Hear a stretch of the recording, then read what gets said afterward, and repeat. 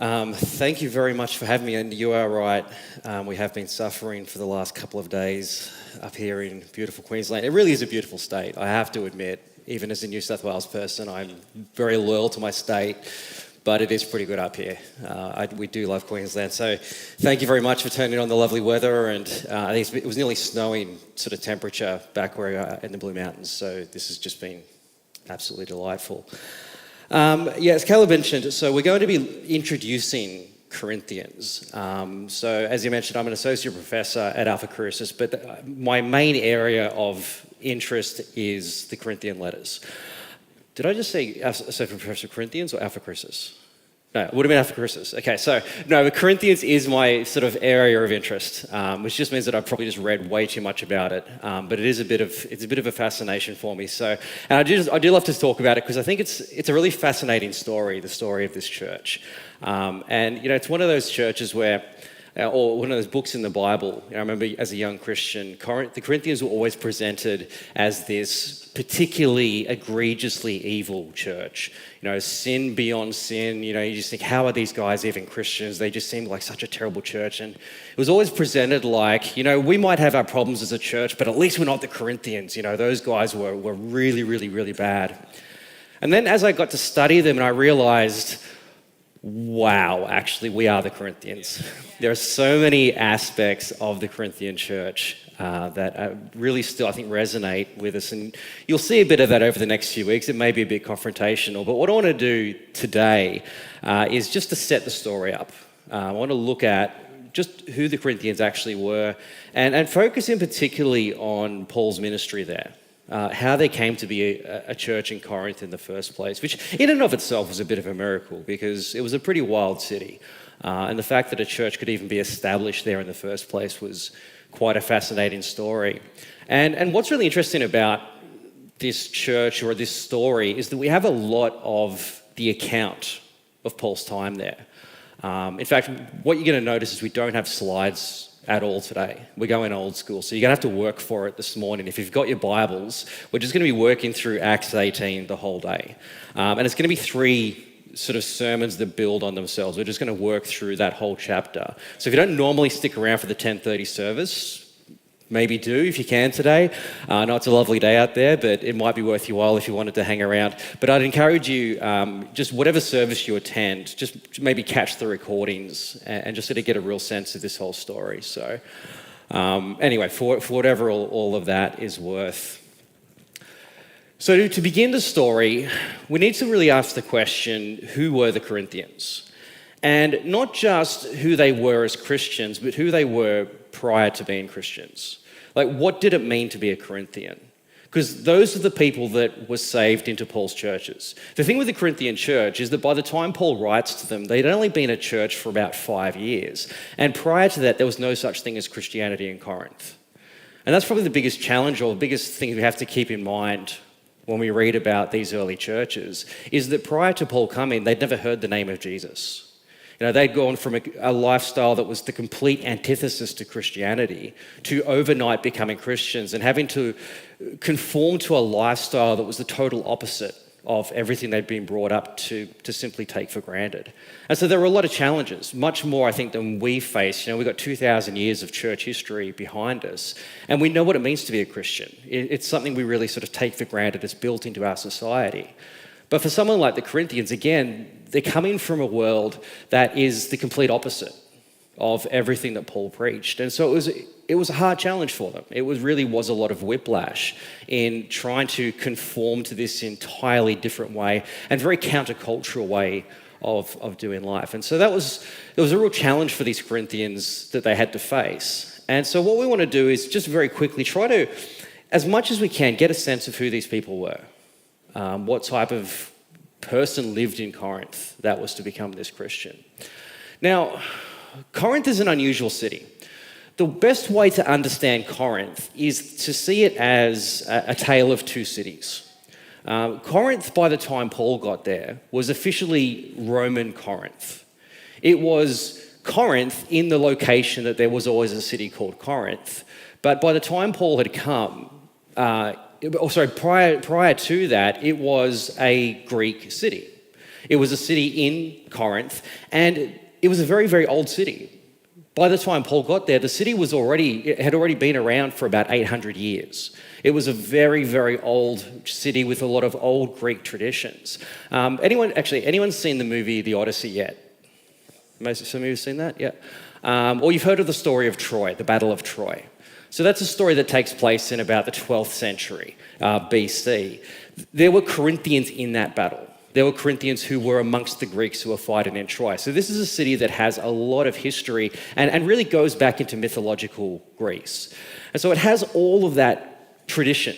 And Corinth always has that reputation, and the stories go back into the mythological age of Greece.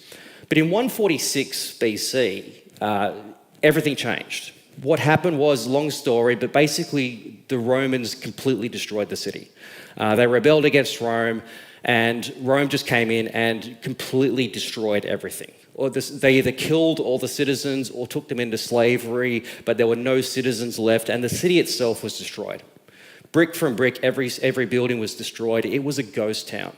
And for the next 100 years, there was no one in the city. It was deserted. It was basically a ghost town. There might have been a few squatters that lived there over that century, but it was almost forgotten. Until 44 BC, Julius Caesar comes along and he realized the economic benefit of having that city of Corinth, having it rebuilt. And so one of the last things he did before he was assassinated was to determine that Corinth was going to be rebuilt.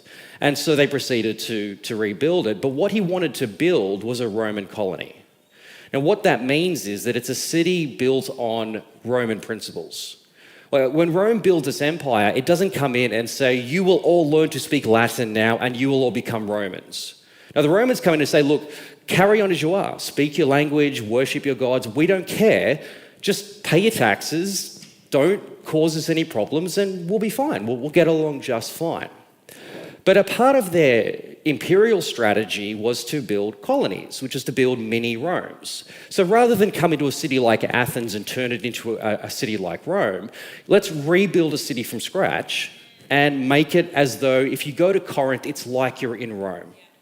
It's Latin is the primary, or at least the political language. Governmentally, we're structured like a Roman colony, and we're refounded with Roman citizens. And so it's a city that is loyal to Rome, and it's a city built on Roman values.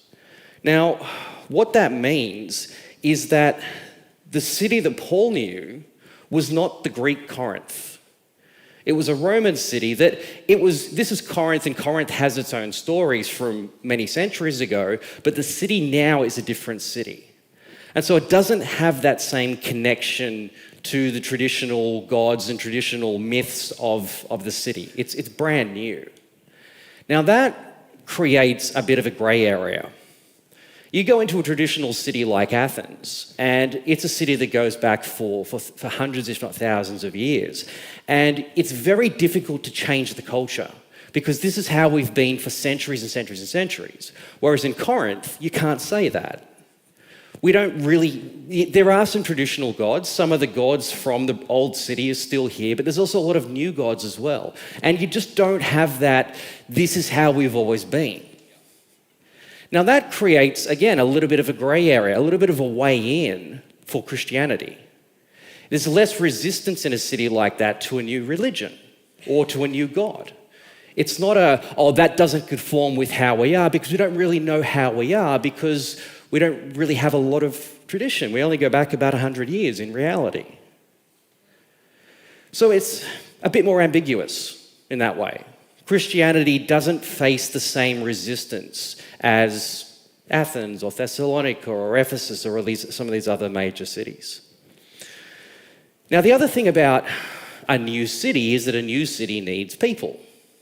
And also what a new city needs is investment. It needs people to come in who are entrepreneurial, who can invest into this new city and build the businesses, build its infrastructure, build its economy, because there's nothing. It's literally starting from scratch. Now, who are those people going to be? Well, they're going to be your entrepreneurial people really from all over the world. Now, in part, what Caesar does is that he starts the city with his veterans. people that have served in his armies for 20 years, and part of the retirement package for a veteran was land. And so we've got a brand new city, come and move into Corinth. We need citizens, and particularly we need Roman citizens who are loyal to Rome. But we also need people with entrepreneurial skills. People can come and invest and build this city. And so you're going to get those people from all around. You're going to get Greek people from the local Greek cities who maybe don't have the same opportunities in the major cities to start fresh. You know, all the businesses, all the investment is already capitalized by the old families. It's hard to make a start in a place like that. Corinth is a different story. Corinth, you can come and really make it big if you want to take the risk and invest into this city. So you've got Greeks who are coming in with money, but who are also very open to Rome. Right? This is a Roman city. We're not worried about Rome. We just want to make money. And so they're going to come in and invest into this city. But at the same time, you're going to get people from Rome. People from these traditional Roman cities coming in for the same opportunities. People who are traditionally Roman, but very open to Greek ideas and very open to Greek culture. And so you kind of get this real hybrid of people that aren't really committed to their traditional cultural values. Romans who are as Greek as the next person and Greeks who are as Roman as the next person. It's not this sense of, well, this is how we've always been and so, you know, we're not going to change. People that are much more fluid. People that are more pragmatic in who they are in their identity. Something more like a multicultural sort of environment as opposed to the more monocultural, you know, this is just how we've always been. So again, what that creates is something of a bit more of a grey area. People that are more open to different ideas, people that are more just accepting of different things. And again, something like that is going to be much less resistant to a Christian message. But also, in addition to that, Corinth is, if you look at it geographically, now if I was not lazy, we'd have a slide up here that would show you this, but you can look it up on Google. Corinth is a port city. And this is what always made it such an important place. Geographically, it's right on a very narrow little neck on the Greek peninsula. And it kind of was the master of two harbours. Now, what that means is that you've got a lot of maritime activity coming in and out of the city. And you've got people coming in who are travellers, people coming in as traders. And so you've got a very transient population. People coming in, staying for a few days, maybe for a few weeks. People coming in looking for work in the ports. So it's a city that's always got a new population. It's always turning over its people. It's got its established population, but it's also got a lot of newcomers who are coming only for a short time. Now again, that's something really useful for the Christian message, because every day you've got a new audience. Not just people coming in to hear the message, but people who can take that message with them as well.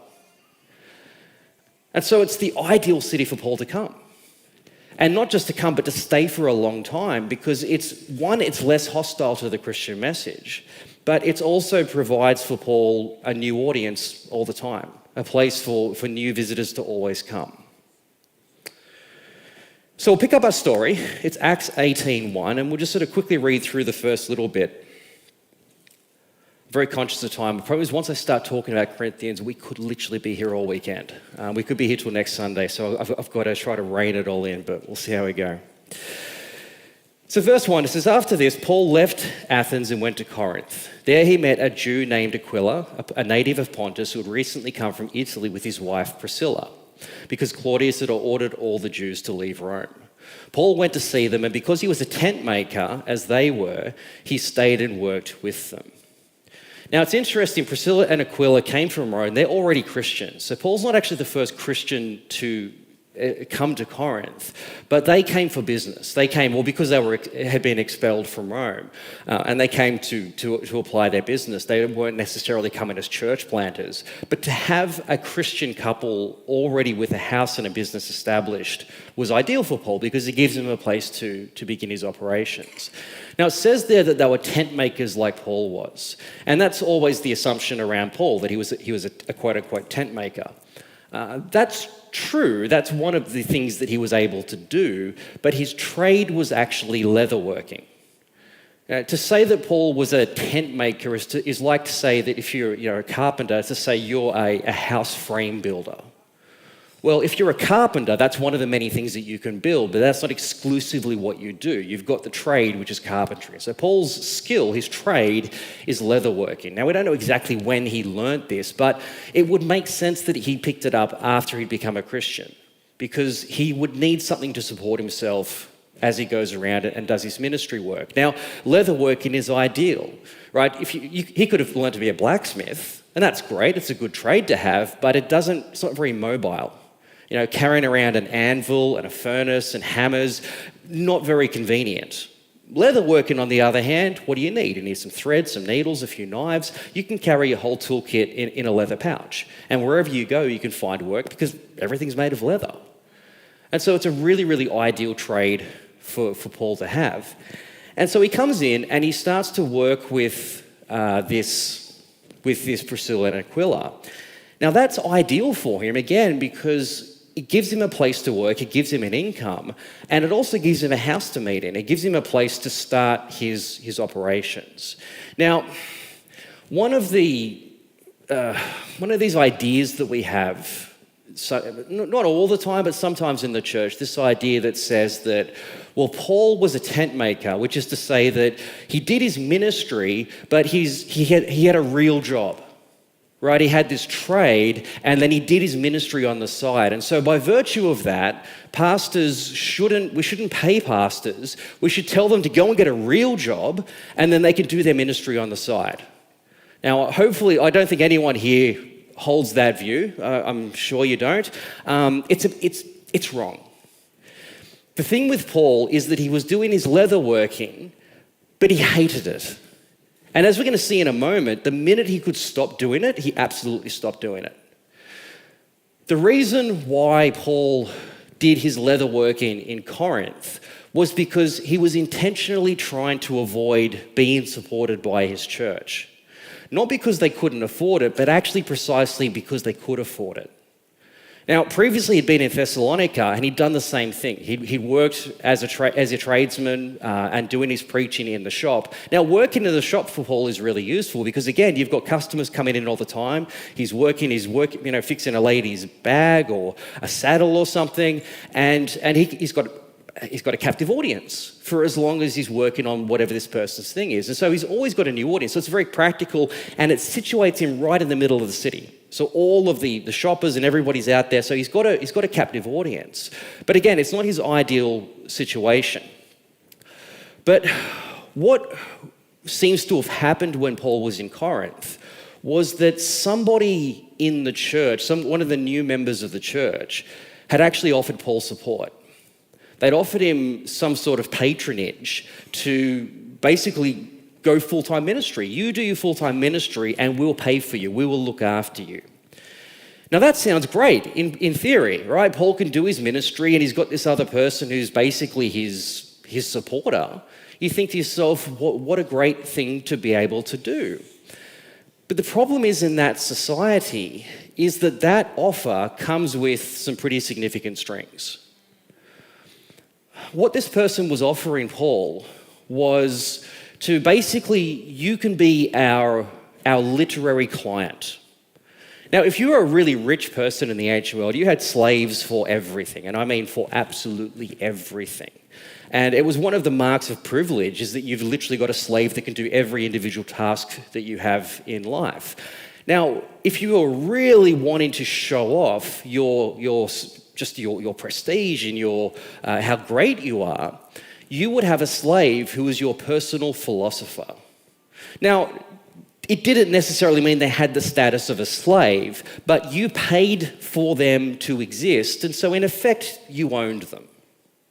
And this was like having your own personal library. Wherever you went, you've got a personal philosopher on hand that just made you look smart. Like, could you imagine if you could literally just walk around with your library everywhere with you? People go, what the hell's going on there? Like, that's all those books that person must have read. It's like you walk into someone's house and the first thing you see is this great shelf of books and probably haven't read any of them, but they look really smart, right? They make you look, that's kind of what you want. It's all about the prestige of having this literary client. And that's what has been offered to Paul. They wanted to basically own Paul. You can be our personal pastor. Now you can see how that can start to become problematic. Now I know that we guys have just talked about this whole offering series and some fantastic stories coming out of it. Now I don't imagine this has happened, and I hope that it hasn't. But imagine if somebody here in the church was to go up to Caleb and say, you know what, I will fund half of what this church requires financially. I'm that rich. I will give you half of everything that you need out of my own pocket. And you go, that's fantastic. But there's a catch. There are conditions. I need a seat on the board. I want a regular preaching opportunity. I want you to preach what I want you to preach about. Basically, this church needs to conform to what I want. Now we've got a problem. Because this church has stopped being in the service of Jesus Christ, it's become in the service of you. Yeah. This is exactly what's been offered to Paul. And he says later on in Corinthians 9, he says, I needed to make myself a slave to everyone because I needed to serve everyone. I couldn't just be a slave to you. Yeah. And so he had to refuse. And so in doing that, the alternative was to, have to work with his own hands. But all of that is going to change. Verse 4, it says, every Sabbath he reasoned in the synagogue, trying to persuade Jews and Greeks. Now, this is Paul's standard practice. Go into a city and then go to the synagogue. Why the synagogue? Well, because there is a Jewish audience there. And what that is going to provide for him are people who are just used to the message. They know Scripture. They know the Bible that Paul is preaching from. They know all the stories. It's an easy audience for him to begin his preaching with. And it's a regular audience. The thing with Paul is that we know that he was a Sadducee, he was a Pharisee. What that means is that wherever he goes, he's always got the title of a rabbi, of a Pharisee. You don't stop being a Pharisee. You've always got that credential. And so that being recognized, he will always have a place to preach. He can walk into any synagogue on any given Sabbath and he'll be given an opportunity to preach, which is great. And it's an audience primed for his message. He doesn't need to start from scratch with those people. It's just a matter of going, you know all the Scripture, Jesus fulfilled it. There's my message. Plus, it also gives him a community, people that he can engage with, people that he can network with in the city. All of that is perfectly set up for him.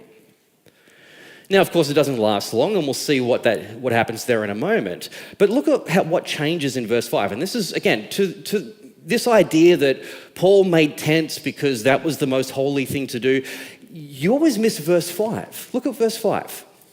It says, when Silas and Timothy came from Macedonia, Paul devoted himself exclusively to preaching, testifying to the Jews that Jesus was the Messiah. Timothy and Silas turn up from Philippi, and all of a sudden, Paul goes into full-time preaching. What changed? What did Timothy and Silas bring with them that meant that Paul didn't have to work anymore? Well, they brought money. Where did the money come from? Well, that came from Macedonia. Now, what was different about the Macedonian offering? Well, what they'd offered to Paul was something more like a missionary support. Now, we read this later on in Philippians, when Paul's writing to the Philippians to thank them for the support that they've constantly been given to him. But what they had entered into with Paul was a business partnership, a koinonia in the Greek.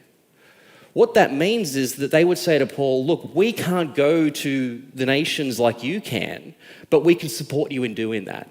So how about this? How about we enter into agreement? We will partner with you in financial support, and in return, you preach the gospel. In the same way that you will support missionaries.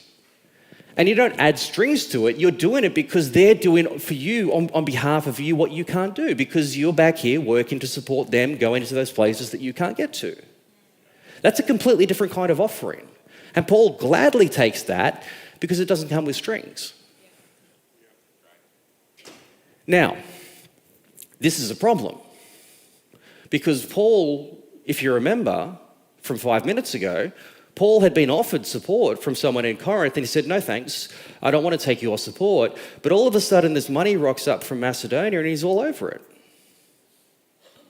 Now, for any of you who are here from a more sort of Middle Eastern or even a Mediterranean culture, you understand the significance of refusing hospitality. That's a cultural offense. Right? Someone offers you hospitality and you say no thanks, you've created an enemy at that point. Now let's go back 2,000 years to when hospitality was a virtue. Again, if you've seen the Odyssey, it's like the theme running through the whole movie, this idea of hospitality. Paul's refused this support and at the same time an offer of friendship, an offer of partnership. In other words, what Paul said to this person is, no thanks, your money's not good enough for me. The Macedonian money is though. Now already he'd caused offense by refusing this in the first place, but this is an entirely different story now. We might have excused you before, Paul, when you refused. You seem to have a half-decent reason for not taking the money. Sure, you wanted to work, that's fine. But now you are willing to take someone else's money? Now we've got a problem.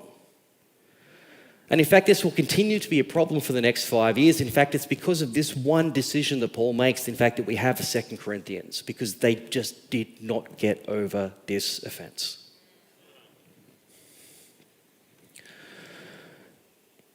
Verse 6, this will finish up. It says, but when they opposed Paul and became abusive, he shook out his clothes in protest and said, oh, you brought the slides up. Thank you very much. There you go. He said to them, I wonder what everyone was looking at. It's like, is that my timer that you're all looking at? But actually, no, it's the screen, the slides. Thank you. It's wonderful. You guys are very efficient. There you go. And he said to them, your blood be on your own heads. I am innocent of it. From now on, I will go to the Gentiles.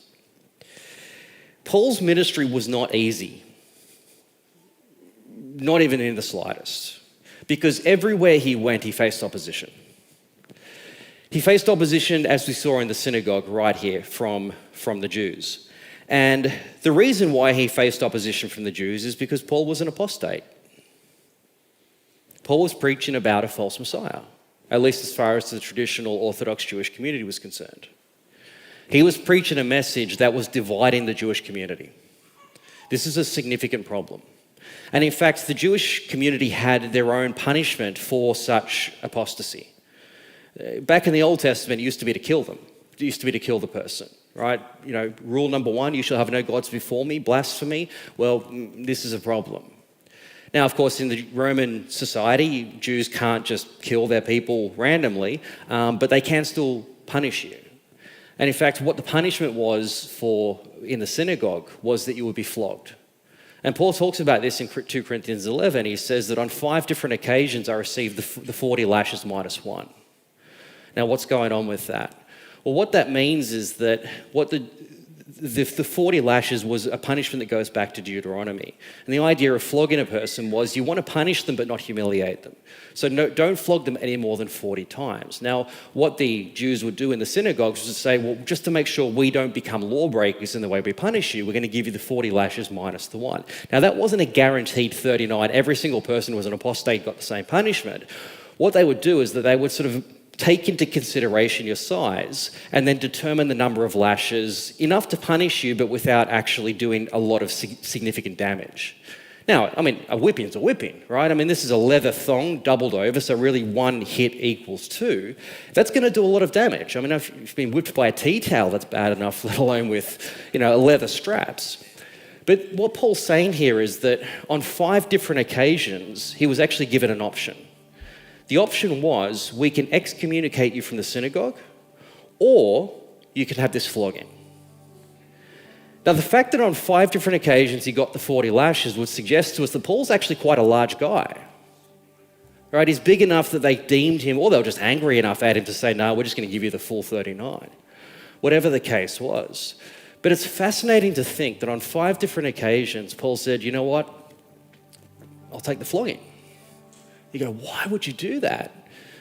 Well, if the alternative is excommunication, I can't come back here next Saturday and keep preaching. And so you're just going to have to give me the flogging. Now, again, I've never been flogged, but to be flogged on 5 different occasions with the 40 lashes, we're talking about 200 lashes. I mean, by the 5th one, and that's on top of the 3 beatings from the rods that he talks about the Romans giving him. That's a back that is just scar tissue. I don't know what it's like to get up on a cold winter's morning and you've got to literally stretch the skin out just to straighten up. I mean, that's what Paul's living with every day on top of everything else that he'd been through. So So that's a significant challenge that Paul faces from the Jews, but the Gentiles aren't any better. The trouble with preaching to Gentiles is that they don't even have a clue about any of this.